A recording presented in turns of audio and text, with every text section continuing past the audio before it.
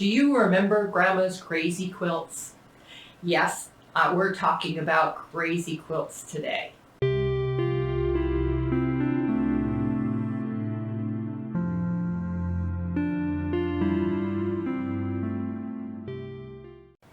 Hi, I'm Roberta from Quilt Crafters Corner, and today I want to talk a little bit about Crazy Quilts.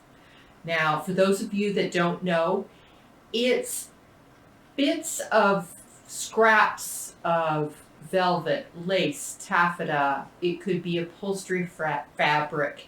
It could be curtain material. It could be a lot of different things. Lots of texture and lots of variety.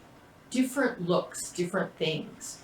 So today I want to show you how to do a Crazy Quilt block. For those of you who are new, if you could like and subscribe to the video, I would love that. Thank you. So let's talk a little bit about them. Crazy Quilt blocks are different. They're unique. They're bits and pieces sewn onto a foundation piece. So let's go over to the cutting table and I will show you how this is done. All right, so here is a Crazy Quilt block that I made. And I started with a embroidered pineapple that somebody had given me, and I thought, what am I going to do with that? Well, it goes really nice in the middle of a Crazy Quilt block. And as you can see, there's lots of different fabrics here and textures, and I've got a little bit of velvet on these sides. This is a little bit of a sateen, and this is taffeta up here. So these are all different types of materials. So let's take a look at how these begin. Now to start, I use foundation blocks to start with. Now, what this is this is just an old sheet that I've washed. It's clean, and I'm going to use this for the foundation of my block because it being a sheet, it doesn't really stretch too much. It does that on the bias, it does, but it doesn't really stretch this way too much or this way too much. So this is a really kind of a good thing. You don't need to use an old sheet. You can use muslin, you can use fabric that you don't like, that you want to hide or cover up. There's lots of different ideas that you can do to use for your foundation block. Doesn't have to be an old sheet, but if that's what you have, that works too. So now I've cut these 10 by 10, just so that I know they're going to be a little bigger. I could cut them, trim them down once I got them together. It just depends on how they turn out. Now on my first block,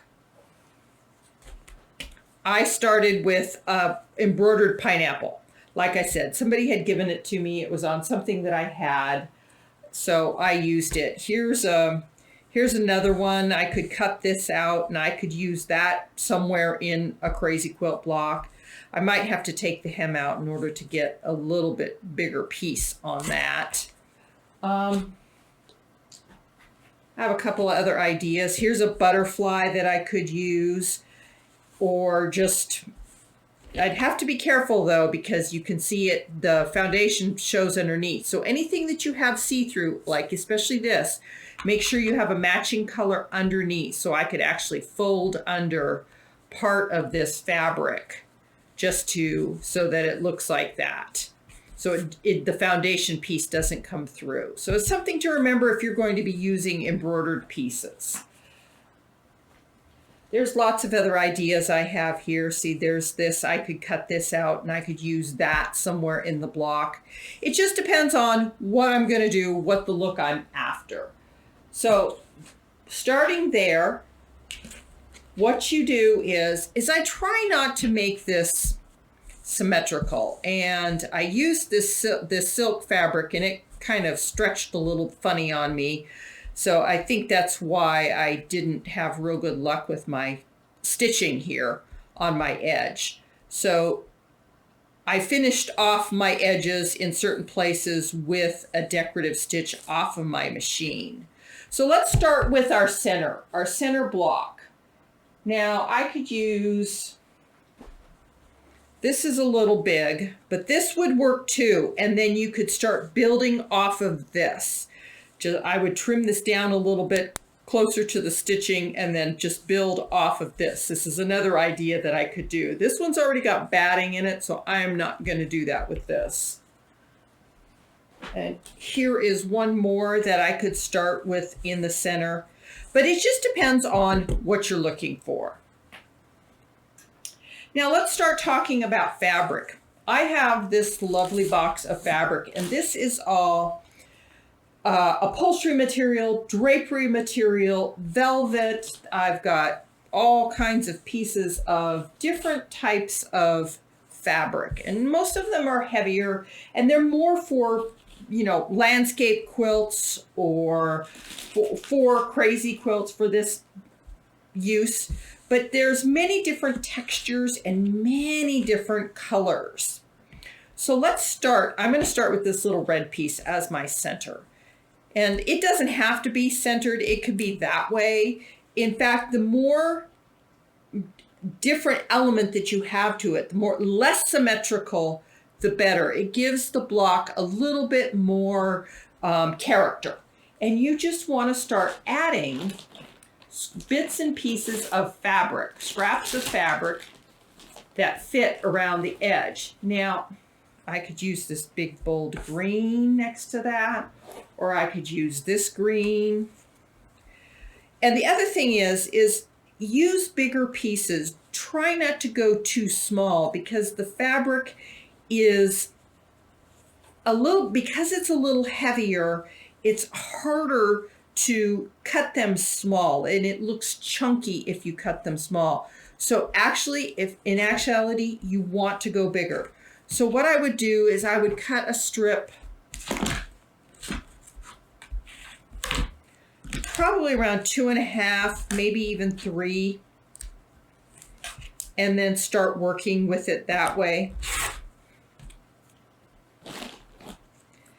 And see, this can just easily go right here on this side. And once you sew it on, and what I would do is I would start 1/4 inch off the red there and end 1/4 inch here. That way I know it's going to fold over. I've got plenty of pieces. And if I wanted to add to this and go up, I could, because I didn't sew it all the way down. So you want to give yourself some room and some leeway so that you can, you know, and if you wanted to, you could cut this off and end it right there. So it just depends on how you want this to look, and play with this. Just use your imagination and play with it, and start to put different colors and different textures in here, and start to use different things.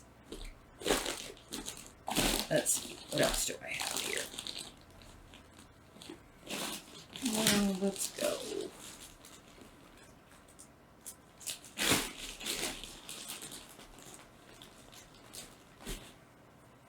You could put a nice check there. I don't think that's too bright. Oh. Or here, let's go this. This would look pretty here, because it's got this nice green stripe, and you could put that in there. There's lots of different things. So as you're sewing these down, so if I were to put this one here, and then I could actually lay this one here and put this, and start to get an idea and start to work with this and use different shapes and different ideas. Triangles are good. Triangles would work really good with this, and you know, you could start to overlay a triangle on top of these two pieces and then work off of there. There's just so many ideas that you can do with this. Now let's go back to this one here. When I added these corners here, I stitched across the top. I started 1/4 inch so that I could tuck that under, and then I just sewed a seam here. And then what I'll do is I'll put a decorative stitch over that, and you won't even see that seam. Kind of like the decorative stitch I put here, and I put one here, and along this edge here. Now, because my machine did not like this fabric, I think that that's what happened here. It just didn't like the way the fabric was. And this silk fabric is kind of temperamental.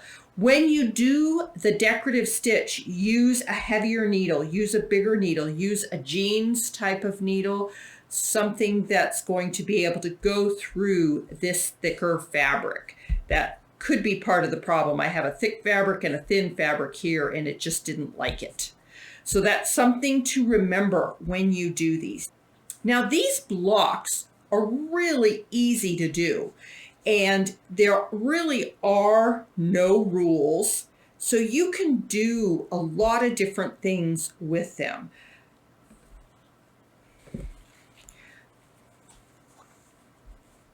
So as I start to build this block out, I want to lay my fabrics out.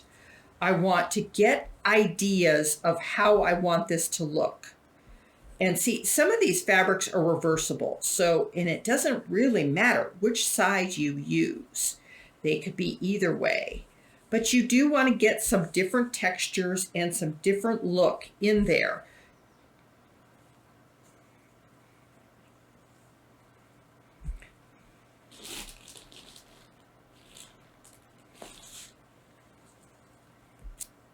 There are so many ideas in directions that this could go. This could be easily filled up rather quickly. And like I said, it doesn't have to be so much squares or blocks. It could be triangles. It could be just different shapes cut out and then sew the straight where you've got it. And then like this piece here, if I were to sew this down, I would sew it to the edge. And then that way, if I wanted to cut and fold, I could easily cut and fold this, and it could go off to the edge like that. Or it could even go off up this way like that. So it just depends on what you want to do. There's, like I said, there's so many things you could do, but you could easily do this. Stitch down this way and then stitch up that way. And you could just top stitch some of these. Like I said, I top stitched a couple of these, and then just put a decorative stitch over the top of it and you won't even see that. So I hope you enjoyed this idea about Crazy Quilts. These are bits and pieces of scrap fabric that you have, from the occasional dress you've made, or maybe even some material that you just liked and didn't know what to do with. Another great tip is, if you do not have fabric like this, go to the thrift store. Find something at the thrift store. There's lots of clothes and dresses and nice heavy fabrics that you can go and pick up at the thrift store rather inexpensively, cut it up and do the same thing with. It's a great idea. It gives you that crazy quilt idea. It gives you that different way of thinking and looking at things. Be careful of your contrast. Make sure you have contrast between your fabrics so nothing next to each other gets muddled and it doesn't look right. Complementary is okay, but make sure you have that contrast. The contrast really makes the quilt top. And then the final thing, decorative stitching. Play on your machine. You have a machine full of decorative stitches. Go use them. Try them out. See what you can do. Some you will like, some you may not like so much, but just play with those decorative stitches and see what you like. Finish those edges off, and before you know it, you will have Crazy Quilt blocks. I want to thank you all for watching. If you made it this far, I appreciate it. And if you haven't liked or subscribed, if you could please do that. Also, leave me a comment. I'd love to know if you're going to try this, or if you have done this already. I would love to know that. Thanks for watching, and until next time, keep quilting.